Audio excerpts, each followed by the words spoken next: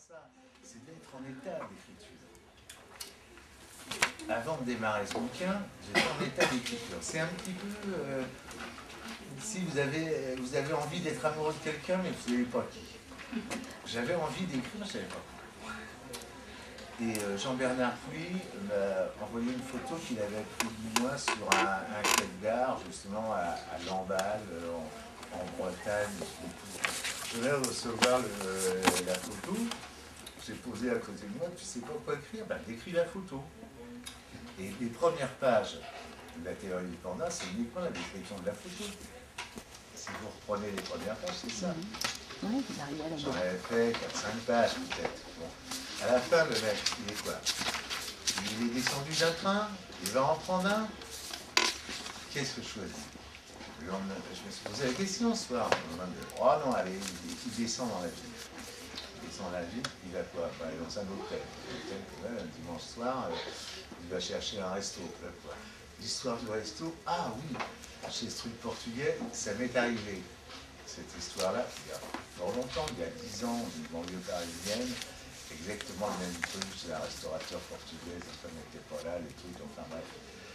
T'inquiète, je mets ça en place. Et c'est au fur et à mesure quand on est en état de faire des choses. Ça se passe comme ça.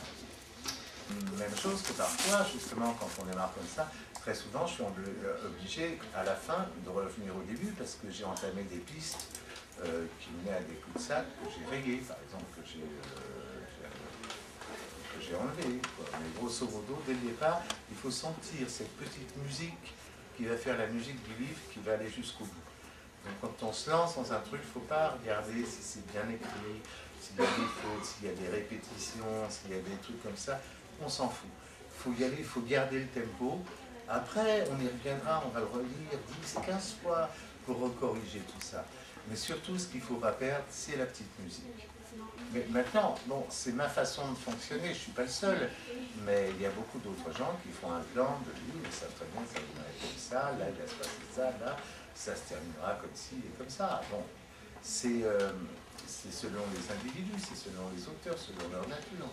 L'amour, la mort, la jalousie, les trucs, tout a été dit dans les tragédies grecques, dans toute la littérature, c'est toujours les mêmes choses. Tout ce qui est intéressant, c'est la façon dont un auteur va le raconter.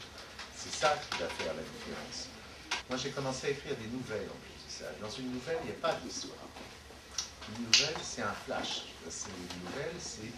Tu décris un instant, tu décris par exemple, tu es assise un jour de printemps dans l'autobus, en face de toi, tu as un couple de petits vieux, que tu sens qu'ils se sont aimés toute leur vie, qui ont un éclat de soleil sur leurs deux alliances, comme ça, paf, ça fait une nouvelle.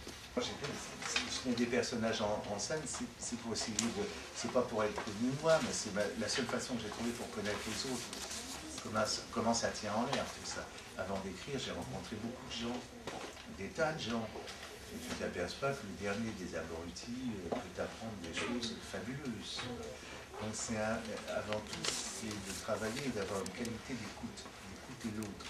Alors, par là même, tu apprends beaucoup la tolérance.